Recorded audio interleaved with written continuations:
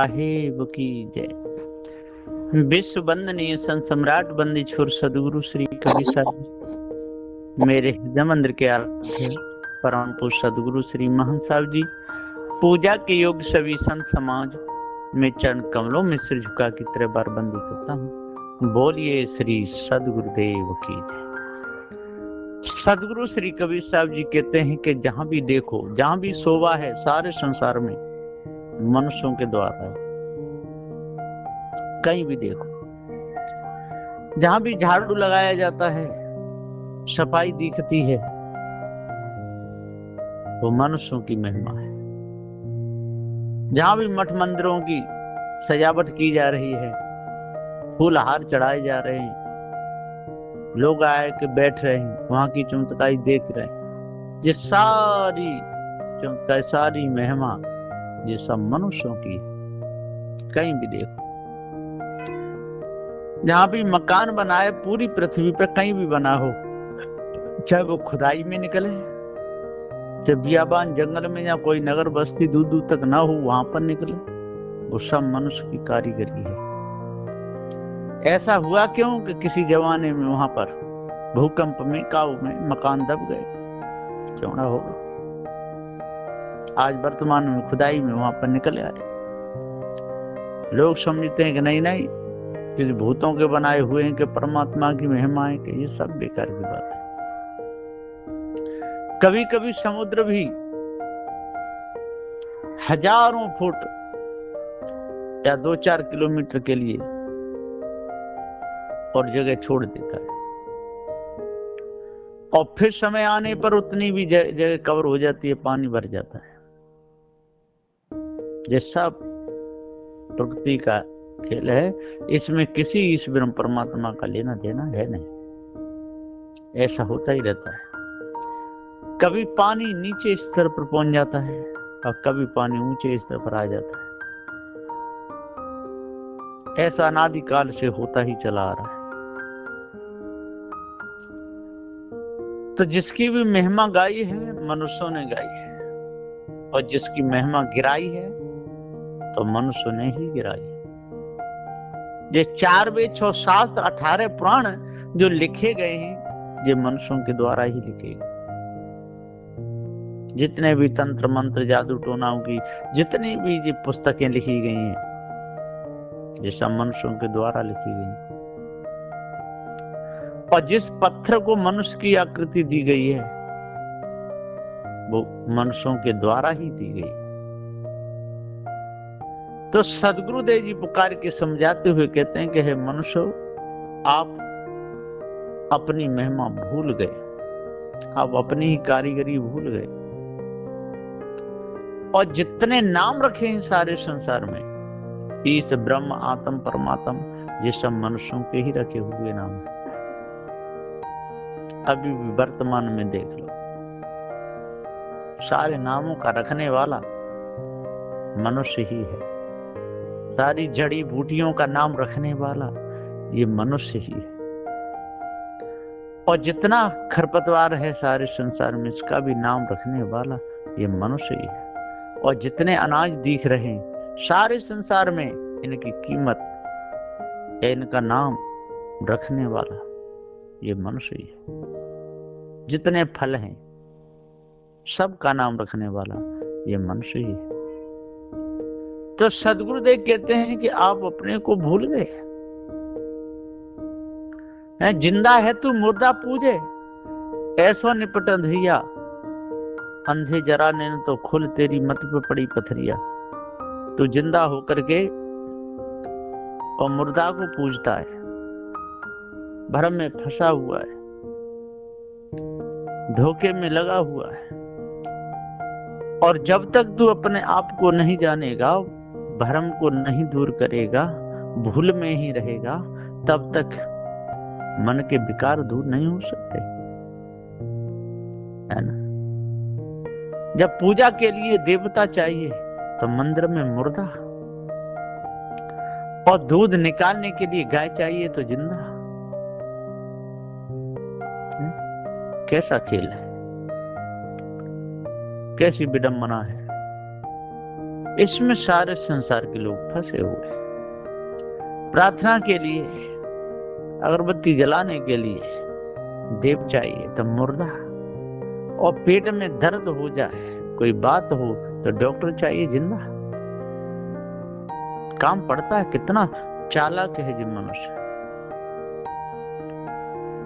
जब दूध निकालना है तो जिंदा गाय, रोटी बनवानी है तो जिंदा माताएं घर में चाहिए, और पूजा करनी हो तो मुर्दा चाहिए। ऐसा कहीं होगा? देवी घर में सुंदर से सुंदर लाएंगे तो पत्थर की चाहिए, और बेटा की शादी करनी हो तो पत्थर की बहू नहीं चाहिए। कोई कहेगा नहीं, पत्थर की बहू बना के शादी कर लो, प्राण प्रतिष्ठा करवा लो, तो कोई स्वीकार नहीं करेगा। तो सदगुरु श्री कबीर साहब जी कहते हैं कि सारे संसार में धोखेबाजों की कोई कमी नहीं, और धोखे में आ ही जाते हैं। और संसार में गांठ के पूरे और आंखों के अंधे, उनकी तो कमी है ही नहीं। ऐसे लोग बहुत हैं। तो जब तक हम इसी भ्रम में भूले रहेंगे, धोखे में जब तक अटके भटके लटके रहेंगे, तब तक हमको सच्ची शांति मिल नहीं सकती। सच्चा सुख, जो सुख कभी दुख में ना बदले, वो सुख हमको नहीं मिल सकता है। हमारे अंदर भूल छा गई, भ्रम छा गया, इस ब्रह्म आत्म परमात्मा की मानंदी छा गई। मानंदी इतना घर कर गई कि आज धीरे धीरे ये मानंदी घुसती चली जा रही है। आज मंचों पर बैठ करके महात्मा लोग भी इस ब्रह्म आत्म परमात्मा के गुण गाने लगे, अपने आप को भूल गए, संसार को भुलाने लगे, माया के चक्कर में फंस गए। और माया महा ठगनी हम जाने, जिस माया के लिए आप दौड़ रहे हो, जिस माया को इकट्ठा करना चाहते हो, जिस पैसे को कमा करके बड़ा बड़ा राज ठाट देखना चाहते हो, उसने सारे संसार के लोग ठग लिए। अंत में कुछ भी साथ में नहीं गया, मन गंदा हो गया, विकार आ गए, लोभ आ गया। पहले त्यागी था, 10 रुपए में काम चल जाता था, फिर धीरे धीरे 20 में चलने लगा, फिर 30 में चलने लगा, फिर कोठी बगलों के भी ख्वाब देखने लगा, फिर हवन यज्ञ क्या क्या करने लगा। सदगुरुदेव जी पुकार के समझाते हुए कहते हैं, ये तृष्णा है। जो भी त्यागी बैरागी के चक्कर में फंसा, उसका बोध विचार सब लोप हो गया, बचेगा नहीं। तो सदगुरु श्री कबीर साहब जी पुकार के समझाते हुए कहते हैं, जब तक हम अपने आप को नहीं जानेंगे, जब तक हम भ्रम को दूर नहीं करेंगे, जब तक भूल को नहीं मिटाएंगे, जब तक काम क्रोध लोभ मोह में अपने जीवन को डालते रहेंगे, दूसरों को धोखा देते रहेंगे, स्वयं धोखे में फंसे रहेंगे, तब तक मन के विकार दूर हो ही नहीं सकते। सदगुरुदेव जी पुकार के समझाते हुए कहते हैं कि भाइयों, शुद्ध साफ पवित्र अपना पारक ज्ञान है। ये चेतन जीव शुद्ध अजर अमर अखंड है, लेकिन जीव ही स्वयं अपने को स्वयं गंदा कर लेता है, स्वयं विषय विकार में फंसता है। इसलिए जब तक हम भ्रम को दूर नहीं करेंगे और जिन भ्रमिक लोगों को दूर नहीं करेंगे, तब तक सुख से सोने नहीं देंगे। अरे जड़ और चेतन दो ही पदार्थ हैं। जब तीसरा कोई ला करके इसमें प्रवेश करता है तभी भ्रम बढ़ता है, तभी कलेश, तभी बीमारी उत्पन्न होती है, जब तीसरा आगे घुसता है। अकबर और बीरबल दोनों की बहुत अच्छी दोस्ती थी। बीरबल मंत्री था, अकबर बादशाह था। दोनों साथ साथ रहते थे, साथ साथ खाते थे, आना जाना बड़ा अच्छा सुंदर चल रहा था। वहां पर एक हिजड़ा ने देखा, इनकी तो दोस्ती बहुत गहरी है, और इस बीरबल को इस बादशाह के पास से कैसे हटाया जाए, मैं मंत्री बन जाऊं तो ठीक है। धीरे धीरे धीरे धीरे वो हिजड़ा बादशाह के नजदीक आने लगा। एक दिन बोला, बादशाह हमको भी कुछ मौका दीजिए, जी बीरबल को ही आप साथ में रखते हो, आता जाता है और ये आपकी बहुत बुराई करता है, जी ठीक आदमी नहीं। अब इसको हटाइए और हम मंत्री बनेंगे। बादशाह ने कहा कि उसकी कोई कमी बताइए पहले, तब हटा सकते। हिजड़ा बोला कि सरकार हम इसको कुछ बात पूछेंगे और समाधान कर देगा तो ठीक है, और नहीं कर पाए तो हटा देना, आपको मौका मिल जाएगा। बादशाह बोले बहुत अच्छी बात, पूछो। बादशाह का दरबार लगा, कुर्सी पर वो हिजड़ा भी बैठा है। अपने समय पे जब बीरबल आया, बादशाह बोले कि बीरबल आपको हमारे सवाल का जवाब देना पड़ेगा। तभी कुर्सी बैठना, नहीं तो आज से आप मंत्री पद से हटा दिए जाओ। बीरबल बोले चक्कर क्या है, आज ऐसा बादशाह क्यों बोल रहे हैं, कभी नहीं बोले। जो देखा तो वही नया आदमी बैठा, सकल सूरत से पहचान गया, अरे जी तो हीरा है। बीरबल बोला पूछिए सरकार, यदि मैं बता सकूंगा, हल कर सकूंगा तो ठीक, और नहीं तो मुझे हटा देना मंत्री पद से, ठीक है। अब उठाया, उसके पूछ भाई। उसने कहा बीरबल आपको ये बताना होगा कि संसार में स्त्री ज्यादा है कि पुरुष, जल्दी बताओगे नहीं। बीरबल बहुत चतुर चालाक था।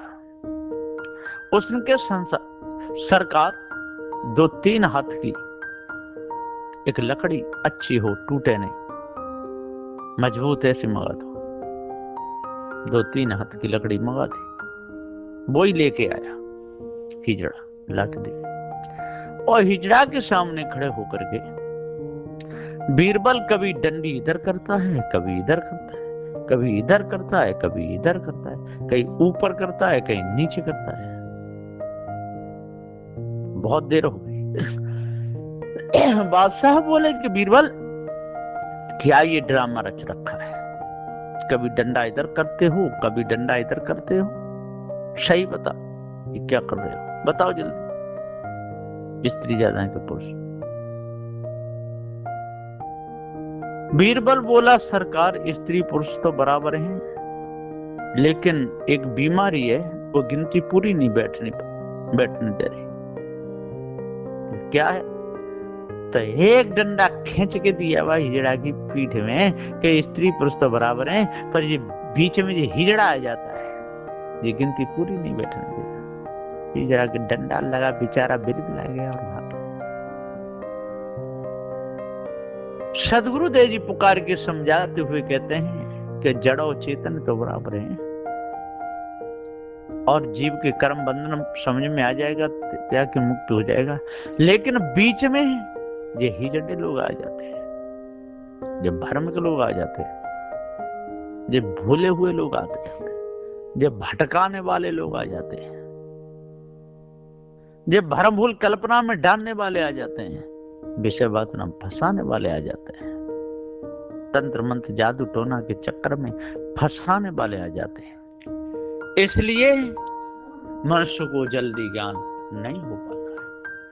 सदगुरुदेव जी पुकार के समझाते हुए कहते हैं कि भाइयों ज्ञानियों, जब तक आप अपने आप को नहीं जानोगे निर्मल, निदाग, पवित्र, शुद्ध, साफ, अखंड, बाल ब्रह्मचारी, सिद्धांत के ज्ञान का जब तक आपको पारखी संत नहीं मिलेंगे तब तक आप भूले ही रहोगे और भुलाने वाले लोग मिलते ही रहेंगे।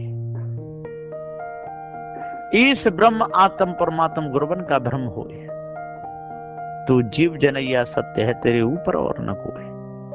हे जनैया अविनाशी अजर अमर अखंड, हे चेतन जीव तू सत्य है,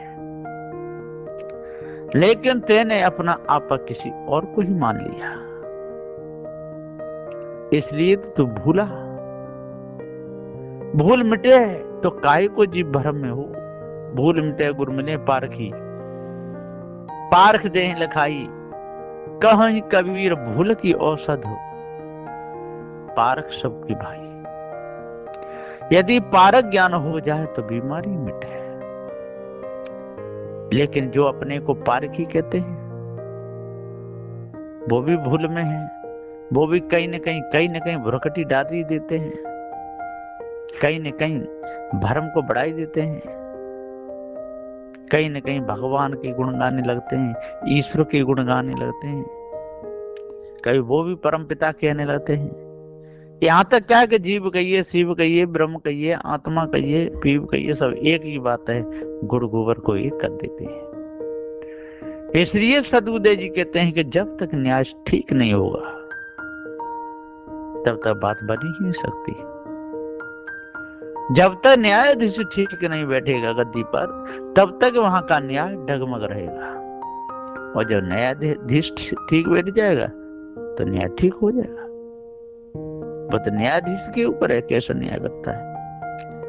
इसलिए अपने आप को जान करके, भ्रम को मिटा करके, भूल को दूर करके, पारखी संतोष शरण में लग करके, गुरमुख से बीजक को पढ़ करके, सदग्रंथ त्रिजा को पढ़ करके, सदग्रंथ भाष्य को पढ़ करके, सदग्रंथ पंच ग्रंथी को पढ़ करके, सट ग्रंथी को पढ़ करके अपने मन की कालमा को दूर करना चाहिए।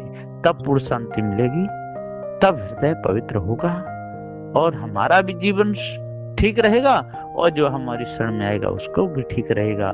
बोलिए श्री सदगुरुदेव की जय।